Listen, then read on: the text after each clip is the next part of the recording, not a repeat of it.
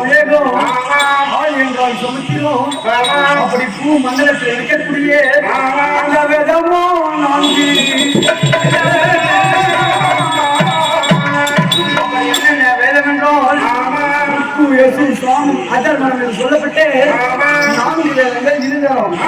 அந்த 4 வேதத்தையும் மாணவர்கள் மகாவிஷ்ணு பார்த்து மகாநாயகர் பிரம்மணத்தில் குறித்து பிரம்மதேவா 3 வேதத்தை பாராயணம் செய்ய வேண்டும். 4வது அதர்மன வேதத்திலே என்ன இருக்குமோ என்று பாராயணம் செய்யக்கூடாது என்று சொல்லி அப்படியே ஆகட்டும் என்று சொல்லி பிரம்மதேவன் பார்த்து 3 வேதத்தை பாராயணம் செய்துவிட்டு 4வது அதர்மன வேதத்திலே என்ன இருக்குமோ என்று அவர் பாராயணம் செய்கிற பொழுது மூக்கு நாசி ஓரமாக மூக்கு இந்த மூக்கு நாசி ஓரமாக அந்த சோமுனாசுரன்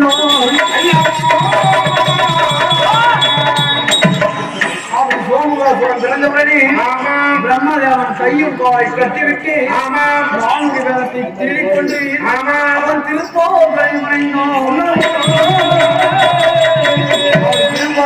ஓடி மறைகிற பொழுது விவேகமை சூழ்ந்த விட்டது. பிரம்மதேவன் பார்த்து மகாவிஷ்ணு முறையிலே ஆனாப்பா சோமுகாசுரன் 4 வேதத்தை திருடிக் கொண்டு அவன் திருப்பார் கடையை மறைந்தான் தந்தை என்று சொல்லி அந்த ஒரு யோசிக்காமல் நீர்ல வேகமா போற வாகனம் நீரிலே வேகமா போறதான் கண்டிப்பா மழையா நீரில் வேகமாக போகக்கூடியது நீர் அதுவோ மீன் வாகனம் அப்படி மீன் என்று சொல்லப்பட்ட மற்ற அவதாரம் எடுத்து திருப்பார் கடலிலே குதித்து 1 நாள் 2 நாள் கிடையாதுங்க 27 நாட்களாக அன்னம் பசி தூக்கம் இல்லாமல் அவனை பிடித்து கொண்டு விட்டு 4 வேதத்தை கைப்பற்றி கொண்டு அவர் பிரம்மத்தில்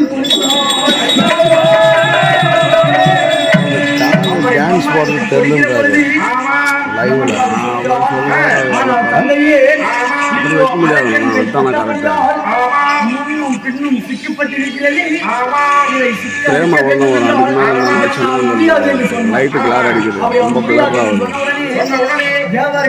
அழைத்து கேட்டனர் இதை என்னால் முடியாது என்று சொன்னார். 300 கேட்டனர் என்னால் முடியாது என்று சொன்னார். இந்த 4 வேதத்தையும் சிக்கலுக்கு எழுதுவது யார் என்றால் அவர் எதிரசர் அழைத்தார். வேதிவிரசரை அழைத்து 4 வேதத்தை சிக்கலுக்க வேண்டும் என்று சொல்கிற பொழுது எனக்கு படிக்க மட்டும் தெரியுமே என்னால் எழுத முடியாது. படிக்க மட்டும் தெரியும் என்னால் எழுத முடியாது. எழுதுவதற்கு யார் வேண்டும் என்றால் உலகத்திலே முந்தி கடவுளாக விளங்கி வரக்கூடிய அவர் விநாயகர் பெருமானை அழைத்தார்.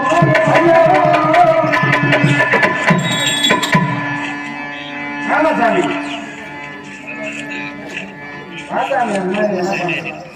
அப்படி விநாயகர் பெருமானை அழைத்தவுடனே எழுதுவதற்கு என்ன வேண்டும்? எழுதுவதற்கா அப்ப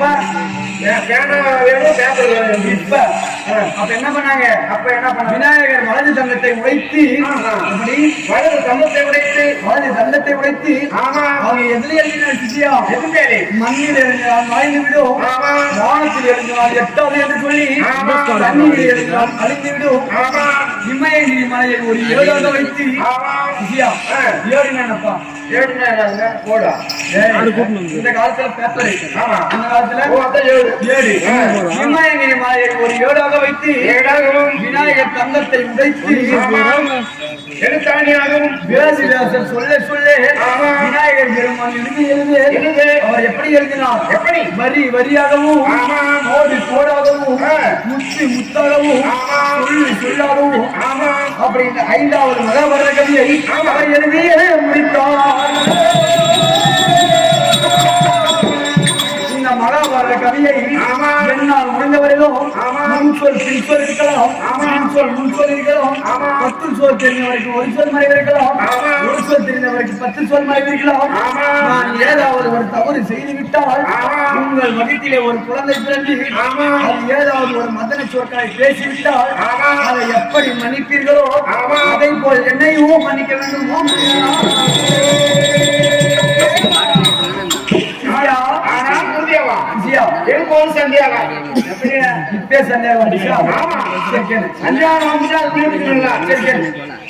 இந்த மகாபாரத கதையை பேசிக் கொண்டு வருகிறீர்கள். ஆமா, இந்த மகாபாரதத்திற்கும் உங்களுக்கு என்ன சம்பந்தம் இருக்குது? என் சிஷியன் கேட்கின்றான். ஏன்னா இருக்கும் என் சிஷியன் கேட்கின்றான். ஆமா, என்ன கேட்கிறான்? வேதம் வேதம் வேதம் என்று வேதத்தை பற்றி சொல்லி வருகிறீர்களே, இந்த வேதத்தை சொல்லி வர வேண்டும் என்றால் ராஜ பரம்பரை சேர்ந்தவர்கள் சொல்ல வேண்டும். நீங்கள் ஒரு சன்னியாசியாக இருந்து கொண்டு இந்த வேதத்தை பற்றி சொல்லி வருகிறீர்களே, இந்த வேதத்திற்கும் உங்களுக்கும் என்ன சம்பந்தம் கேட்கிறோம்? நான் யார் என்று தெரியல உனக்கு, யாருன்னு சொல்லட்டுமா? ஓம் ஹரஹரா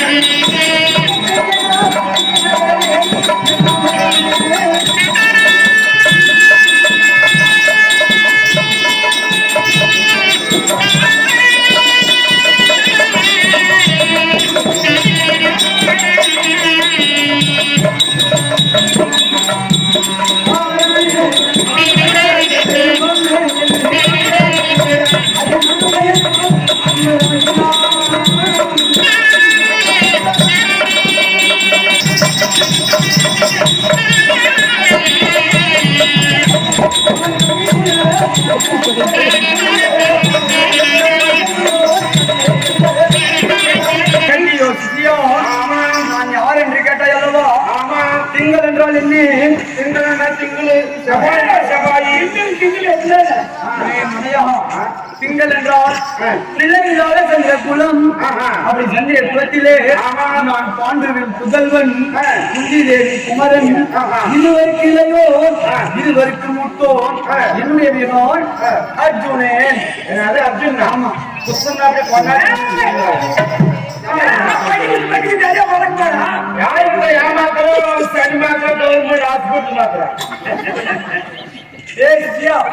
அர்ஜுனன் என்று சொன்ன உடனே என் மேல் கோபித்து வருகிறாயே, என்ன காரணம்? அர்ஜுனன் பார்த்தேரியா பாரத கோயிலாம் பார்த்தா அழகான முழுக்கு மீசை, அஞ்சா நெஞ்சம் அகன மார்பு நிகழ்ந்த கரம், அழகான தோற்றம் பார்த்தா அவர் அழகா கருத்துலேயே இருக்கும். ராஜ உடை கையிலே வில்லு அம்பு எல்லாம் ஏறிக்கொண்டு அழகாக இருப்பார். உன்னை பார்த்தா நீர்ஜனமா கைஜோடு வச்சிருக்கிறான், நெத்தியில பட்டை கழுத்துல பட்டை பின்னாடி பச்சை கட்டி வந்துச்சுன்னா உன்னை பார்த்தா அர்ஜுனன் சொன்னா ஏற்றுக்கணும். அர்ஜுனன் தான் நான் எதற்காக எப்படி வர வேண்டும் தெரியுமா? என்ன காரணம்? என்ன போறோம் மகன் திருடாவன் போராடி காம்பகன் பாண்டவர் இந்திரபிரசத்தை ஆண்டு வந்திருந்தனர், கௌரவர் அஸ்தினாபுரத்தை ஆண்டு வந்திருந்தனர். ஆண்டு வரும் வேலையிலே பாண்டவர்கள் பார்த்து ராஜனுக்கு ராஜசுவதம் செய்தோம். ராஜசுவரம் செய்கிற போது துரியோதனன் நம்மை யாகத்திற்கு மதிக்கவில்லை என்று அவன் அஸ்தினாபுரம் சேர்ந்தான்.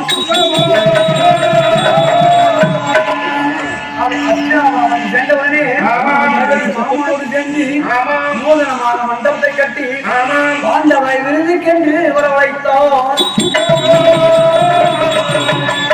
அவருடைய விருது மதுரைக்கு என்று வரவழைத்து முதல் உத்தாரமும் இரண்டாவது நாலு நகரமும் மூன்றாவது ஐவராஜர்களும் நான்காவது மன்னர்மணி பாவரையும் போட்டு அதை போட்டவுடனே 12 ஆண்டு வனவாசம் ஓராண்டு அஞ்சாவாசம் கழித்து வந்ததே உண்டானால் அவருடைய பிரகாரம் பாதி நாட்டை தருகிறேன் என்று கட்டளையிட்டார். அப்படி கட்டளை பிரகாரம் என்னென்ன வனதான தெரியுமா? என்னென்ன? முதல் வனம் சூரியவனும், இரண்டாவது அம்மர் சிவனும், மூன்றாவது முருகமகான் சிவனும், நாலாவது காலபைரவனும், ஐந்தாவது சைந்தவனும், ஆறாவது கந்தர்வனும், ஏழாவது கம்மச்செல்வனும், எட்டாவது குபேரி சிவனும், ஒன்பதாவது ஓமர் சிவனும், 10வது கோலை மகான் சிவனாம் செல்வம். அப்படி 9 வனத்திலோ நாங்கள் எப்படி வாழ்ந்தோம்? மரத்தை தலகாணி வாய்க்கால பஞ்சுமத்தை எப்படி மரத்தை தலகாணி வாய்க்காலம் பஞ்சுமத்தை எடுத்து வரும் மூங்கிலாடை இன்னொரு காய்கறிகள். அப்படி 9 வனத்திலே இப்படியாம் மாறிவிட்டு 10வது வனத்திலே பார்க்கிற பொழுது எங்கு பார்த்தால் மணல் மேடுகளாகவும் காடுகளாகவும் இருக்கிறது. அண்ணா பார்த்து சொல்கிறார்